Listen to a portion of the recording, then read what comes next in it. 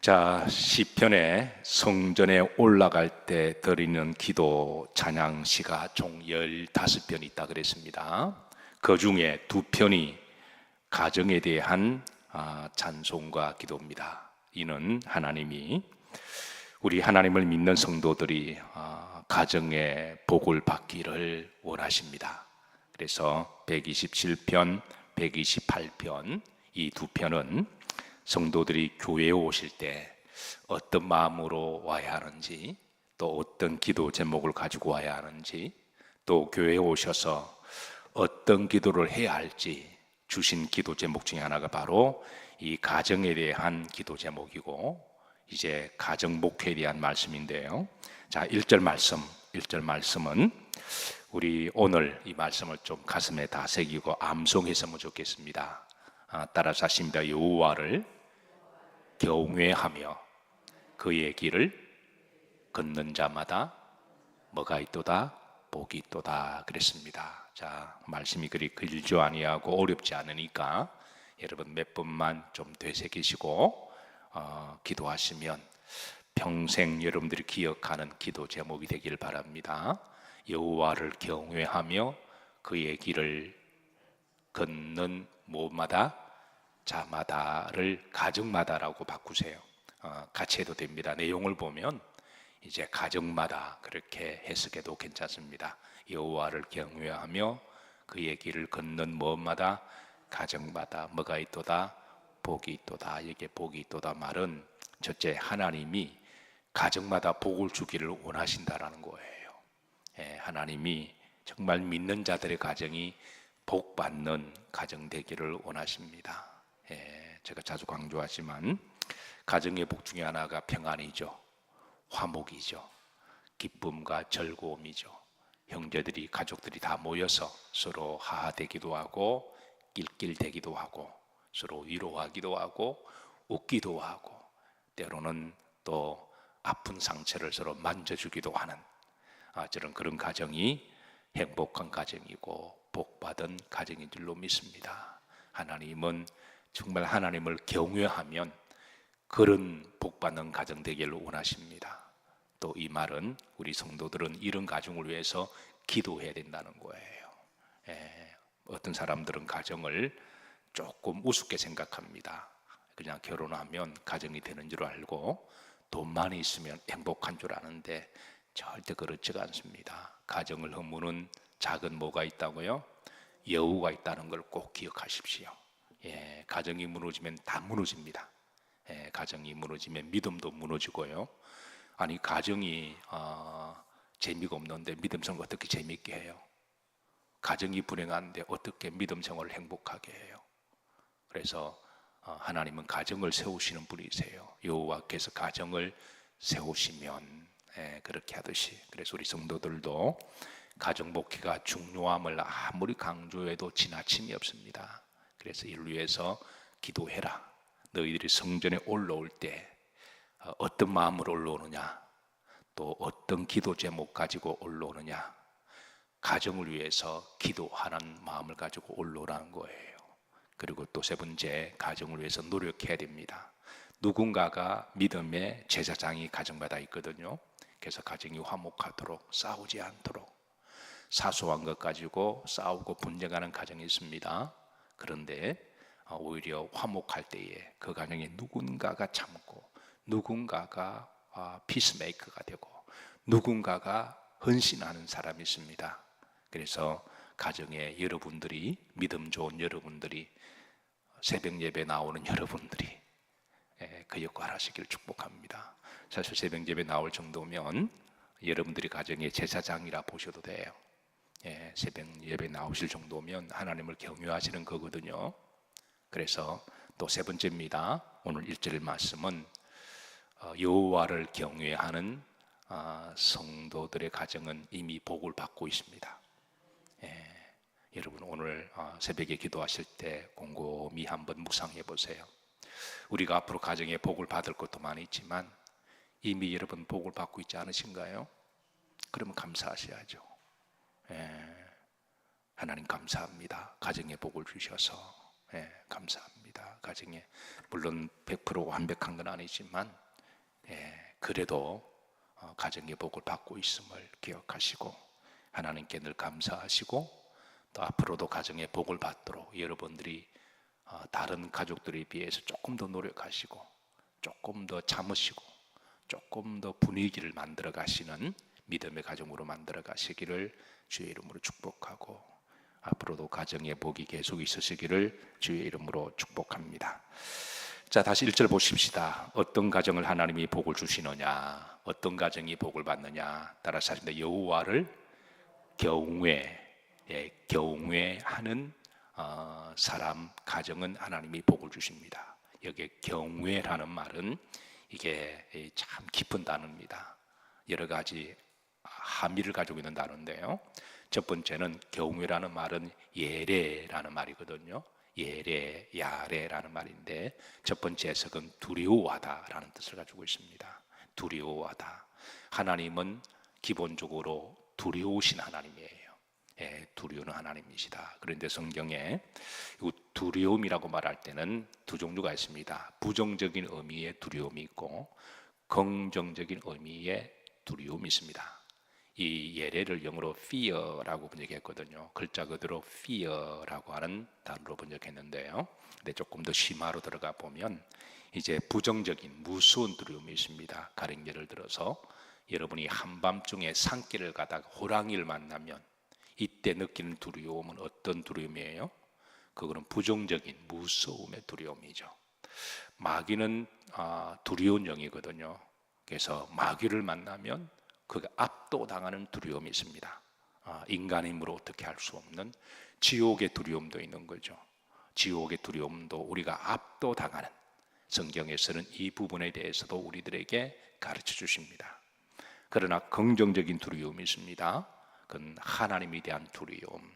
다른 예를 들어서 여러분들이 등산을 좋아하시는 분들, 특별히 이제 큰 에베레스트 산을 보게 되면 그 압도당하는 두려움이 있습니다. 인간의 말로 표현할 수 없는 너무나 이제 크고 웅장하기 때문에 압도당하는 두려움이 있죠.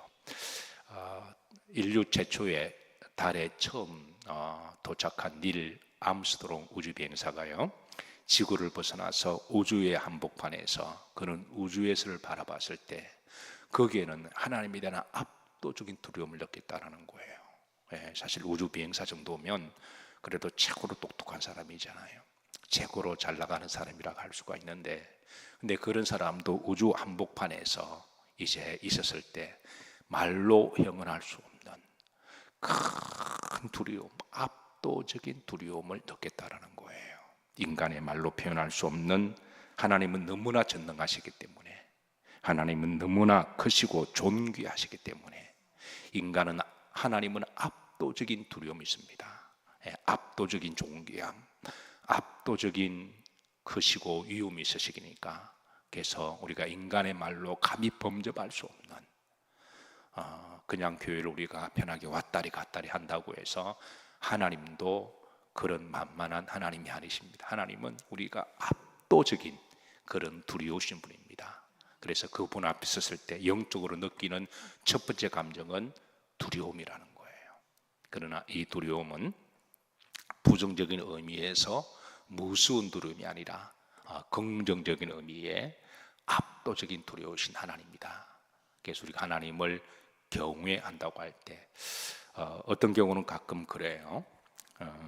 하나님은 사랑이시고 하나님은 모든 사람들 다 품어주고 용서한다 그러니까 어떤 사람은 교회를 너무 우습게 생각하는, 너무 함부로 대하는, 하나님에 대해서 너무 쉽게 생각하는, 그 하나님의 속성은 그렇지 않으시거든요. 그러니까 하나님을 제대로 알면, 그래서 주님께서 말씀하셔요. 너희는 교회에서 잠잠하라. 하나님의 성전에서 잠잠할지어다. 하나님의 속성을 알면 여러분, 교회에서 감히 우리가 머리도 제대로 들지 못하고요, 입도 뻥끗하지 못합니다. 그건 압도적인 두려움이 있으시거든요. 하나님이, 우리가 가끔 손주들이 그렇잖아요. 할머니가 할아버지가 이뻐한다고 나중에 버릇없으면 손주 할아버지 할머니 뺨을 철철철 때리면서, 제가 실제 그런 걸 봤습니다. 저희 어머님은 상당히 두려우신 분이세요. 예, 무섭고 두려우신 분. 제가 어머님한테 한 번도 맞지는 않았지만 그래도 어머님의 위험이 있으시거든요. 우리 칠남매들이 어머님한테 한 번도 말대꾸하는 자녀가 없었습니다. 그 정도로 어머님이 집에서 위험이 있으신데, 근데 이제 큰형님의 손주가 태어났습니다. 장손이죠. 예, 그래서 어머님이 너무너무 좋으신 거예요. 장손이 태어났으니까. 그래서 어머님이 보실 때는 여러 손주들 중에 유일한 손주는 그 손주밖에 없었어요. 어릴 때부터 금이야 오기야 그렇게 물고 빨고 키우시니까 그 손주가 나중에는 에게 겁도 없이 이제 기분 나쁜 할머니들도 한번 뺨을 때리는 거예요. 제가 그걸 보는 순간에 눈이 뒤집어졌습니다. 저 놈의 새끼가 할머님은 어떤 분이신데 식구들이 말대꾸 한마디 하지 못할 정도로 그렇게 그런 할머님이 그 조그만한 게 그냥 겁 없이 그냥 뺨을 쳐서 또 그 할머니 그 맞고 또 웃으시더라고요. 마치 우리가 그럴 수 있다라는 거예요. 하나님이 사랑이다 그러시고 무조건 다 용서하신다 그러니까 덮어준다 그러니까 하나님에 대해서 아주 우습게 생각하고 무당 앞에서는 절절 말도 못하면서 교회 와서는 그냥 뭐 당당하게 하나님 앞에 그건 아니라는 거예요. 예, 그래서 성경 이렇게 가르칩니다. 너희는 하나님 앞에서 말지어다 잠잠할지어다. 하나님의 압도적인 그게 경우입니다. 기본적으로 성경 이 야레라는 말이 제일 많이 첫 번째 1차 번역은 이 두려움이거든요. 경외를 제일 많이 두려움으로 번역했습니다. 하나님은 두려우신 분이에요. 우리가 얼굴도 쳐다볼 수 없는. 그래서 구약에 너희들이 하나님 얼굴 쳐다보면 죽는다 그렇게 말씀하시잖아요. 그 두려우신 하나님, 우리가 그 속성을 안다면 우리가 교회 와서 잠잠히 하나님 나를 받아주셔서 감사합니다. 나를 자녀되게 하심을 감사합니다. 압도적인 두려움. 그리고 우리는 말로 표현할 수 없는 하늘 나라갈 사람들이잖아요. 놀라우신 하나님이십니다. 그 하나님에 대한 그 마음을 여러분 죽을 때까지 늘 가지고 계시기를 주의 이름으로 축복합니다. 이게 야레라는 말 속에 있는 첫 번째 의미고요. 두 번째는 사랑이라는 의미도 있습니다. 성경에 늘 강조하기를 하나님은 무엇이다? 사랑이시다. 하나님은 압도적인 두려움만 계시고 사랑이 없다면 우리가 어떻게 하나님 앞에 나아가요? 그래서 하나님은 압도적인 두려움도 있으신 분이지만 사랑의 하나님이시니까 우리가 머리를 숙이면서 하나님께 나아갈 수 있는 거죠. 만약에 사랑이 없다면 우리는 머리를 숙여서 하나님께 나아가지 못하는 거죠. 그래서 우리가 하나님께 나아갈 때 압도적인 두려움으로 머리를 숙이고 그리고 사랑하는 마음으로 주님께 나와서 하나님 품 안에 우리가 안기고 예배드리고 또 찬송하는 것이 여러분의 복입니다. 제가 볼 때 여러분들은 복을 받고 계시는 거예요. 그리고 이렇게 교회에 오실 때마다 하나님 제가 지금 복을 받고 있습니다. 감사합니다. 그렇게 고백하는 게 하나님에 대한 예우인 거죠. 세 번째입니다. 경외라는 말 속에 예배한다라는 뜻을 가지고 있습니다. 출애굽기 15장 11절에도요. 중반절에 보면 주와 같이 거룩함으로 영광스러우며 찬송할 만한 위엄이 있으며 그랬습니다. 여기에 영광스럽고 거룩하시고 위엄이라는 말이 있습니다. 그리고 찬송은 이 말이 예례입니다. 그러니까 마땅히 하나님은 압도적으로 거룩하시고 너무나 크신 위엄이 있는 분이라면 마땅히 예배해야 됨이 마땅한 일이죠. 찬송함이 옳은 일입니다. 여러분 잘 오셨습니다. 앞으로도 늘 하나님께 예배하는 삶을 살아가시기를 주의 이름으로 축복합니다.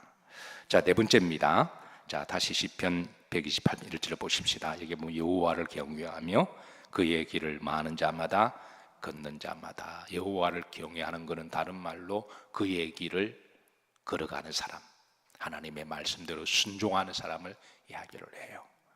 여호와를 경외하는 사람은 하나님의 말씀에 순종하며 살아가는 사람들입니다. 이렇게 하면 그런 사람은 복됨을 알려주고 있습니다. 여호와를 경외하며 그의 길을 걷는 가정마다 하나님이 복을 주실 것이다. 또 하나님이 복을 받을 것이다. 그래서 신앙이 삶이 되도록 우리에게 인도하는 거죠. 말로만 예수님을 잘 믿는 게 아니라 우리 손도 잘 믿어야 되고 우리의 발도 잘 믿어야 되고 우리의 생활도 건강하게 되어야 되는 거죠. 그래서 세상은 사람들을 복을 주로 말할 때에 주로 세상적인 복을 이야기하죠. 제가 주로 강조하지만 세상 사람들이 복을 이야기할 때는 흔히 이제 유교에서 오복을 이야기합니다. 바로 수부, 강령, 유호덕, 고종명 이야기하죠. 수는 장수의 복을 이야기하죠. 그 다음에 이제 부는 물질의 복을 이야기하고, 강령은 건강의 복을 이야기하고, 유호덕은 덕의 복을 이야기하고, 고종명은 이름을 날리는 것. 요게 세상 사람들이 생각하는 5가지 복의 기준입니다. 물론 우리에게 이런 복이 필요하지만 성경은 근본적인 복의 권호는 하나님이심을 알려줍니다. 우리가 이런 5가지 복을 아무리 잘 누려도 여러분 지옥 가면 그게 무슨 복이에요? 영원히 저주받은 인생이죠. 그래서 복의 권호는 하나님이십니다. 다시 한번 복의 이 개념을 우리 그리스도인들이 잘 정립해야 됩니다. 세상 사람들이 말하는 그런 그런 복이 아니라 복의 권호는 누구시다? 하나님이시다. 그리고 하나님이 주기를 원하는 복 중에 하나가 가정의 복입니다. 아무리 수부, 고호도, 고종명, 유호도 가더라도 가정이 불안하면 그게 무슨 의미가 있어요? 아시다시피 유대인들은 2000년 동안 나라를 잃어버렸어요. 보통 세계사에 보면 한 100년의 식민지 당하면 그 나라가 없어집니다. 우리나라도 36년 일제 식민 통치 하에 있다가 우리나라가 독립했잖아요. 이건 정말 세계 역사적으로 하나님의 은혜입니다. 중국이 큰 나라지만 중국은 중국 역사 가운데 수많은 나라들이 일어났다가 없어졌잖아요. 그래서 한 나라가 일어나면 그 전에 있는 나라들을 다 없애버리고 한 나라의 식민 통치가 되고, 그 다음에 또 뭐 명나라가 일어나면 그 전에 있는 나라들도 다 명나라의 식민이 되고, 중국은 말이 한덕, 사실은 그 안에 있는 나라가 다 없어진 거잖아요. 근데 우리나라는 여러분 하나님 은혜로 36년 동안 일제의 통치를 받아 지금 나라가 없어지지 아니하고 대한민국을 다시 우리가 복원되었습니다. 이거는 하나님의 은혜입니다. 우리가 힘이 있었던 것도 아니고 우리 민족이 똑똑한 것도 아닙니다. 그건 하나님의 은혜가 없이는 우리가 생각할 수가 없는데요. 저는 앞으로도 하나님 우리나라를 더 축복하셔서 마지막 시대에 해야 될 일이 있다고 저는 그렇게 믿습니다. 어쨌든 세계 역사에 보면 2000년 동안 나라를 잃어버렸는데 그 나라가 다시 이렇게 회복된 것은 역사 유례가 없습니다. 오직 유대인 한 나라밖에 없는데요. 1945년에 그 나라가 독립이 되었을 때, 그때 이제 한 역사학가가 유대인 학자에게 물었습니다. 이게 어떻게 해서 2000년 동안에 나라가 없어진 나라가 이렇게 나라가 다시 회복되었습니까? 라고 물었더니 유대인 학자가 말하기를 한마디로 말했습니다. 그 답은 가정에 있습니다. 유대인들은 가정은 나라는 없어졌어도 그 가정의 신앙은 유지했거든요. 그 가정은 여호와를 경외하는 자마다, 그의 길을 걷는 가정마다 뭐가 있도다? 복이 있도다. 가정이 죽지 않고 살아있으니까 민족도 살아나고 나라도 살아난 거죠. 그러나 가정이 죽으면 민족도 없어지고 나라도 없어지는 거죠. 그래서 여러분 이 가정을 지키고 세운다고 하는 게 복입니다. 다시 한번 여호와를 경외하며 그의 길을 걷는 무엇마다? 가정마다 복이 있도다 하셨으니 여러분의 가정이 신앙의 전수가 되어지고 신앙의 명분 가정이 되어서 앞으로도 복을 받으시는 가정들이 되시기를 주의 이름으로 축복합니다.